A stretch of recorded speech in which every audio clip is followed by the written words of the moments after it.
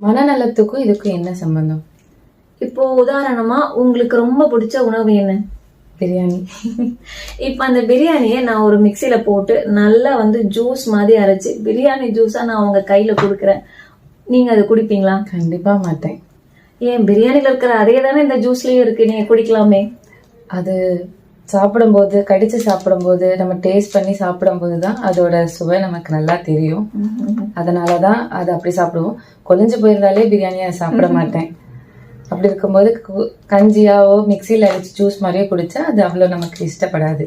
அதே மாதிரிதாங்க இப்போ உணவை நம்ம ரெண்டு பக்கமும் பற்களால நல்லா கடிச்சு அதோட சுவையை நம்ம உணர்ந்து நல்லா கடிச்சு மென்னு சாப்பிடுறது அப்படிங்கிறது நம்மளோட மனதிற்கு ஒரு மன மகிழ்ச்சியை கொடுக்குது.